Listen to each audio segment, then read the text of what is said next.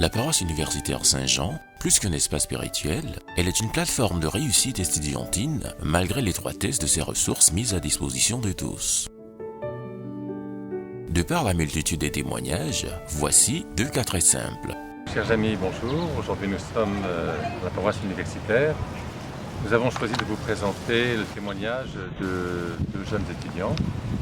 Effectivement, je m'appelle Simotare Ibé. Je suis médecin en spécialisation de cardiologie.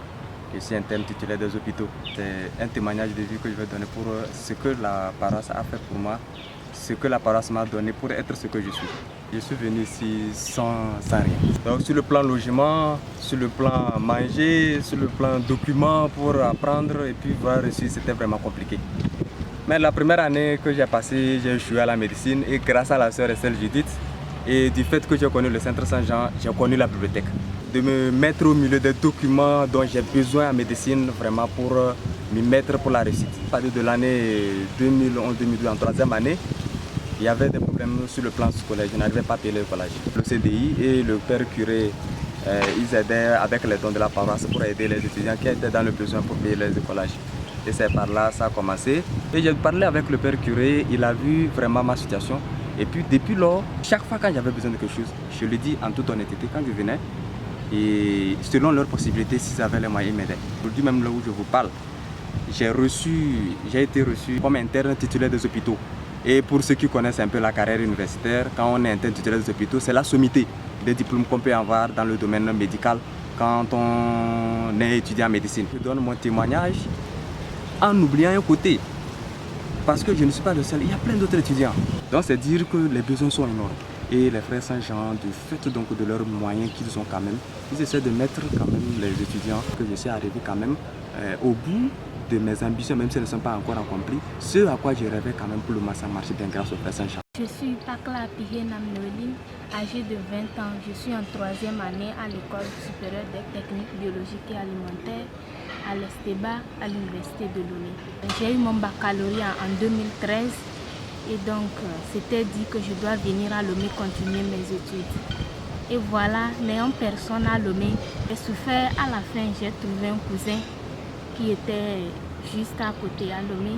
Je suis venue chez lui, mais la vie était un grand enfer. En deuxième année, je suis arrivée. Après les vacances, je suis tombée malade. J'étais hospitalisée au CHU Campus. J'ai dépensé plus de 90 000 francs pour mes soins.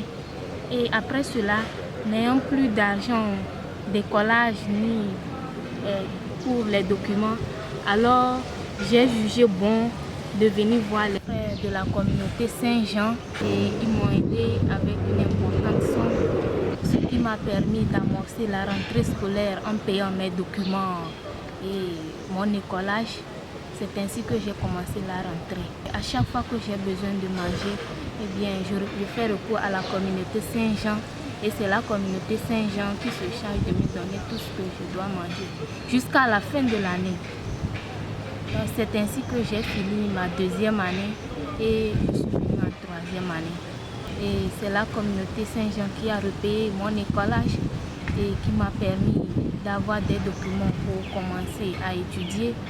Actuellement, je suis à la fin du 5e semestre et donc j'attends le 6e semestre, sachant bien que si je me débrouille et que je n'ai pas les moyens, la communauté Saint-Jean est toujours là. Et c'est elle qui s'occupe de moi. Je souhaite aussi que toutes les filles, surtout, il y a plein d'étudiantes qui sont dans mon cas et à cause de la misère, elles se livrent à la prostitution, au vagabondage pour avoir de l'argent. Et je pense que si la communauté Saint-Jean a le financement nécessaire, eh bien, il pourra régler toute cette situation.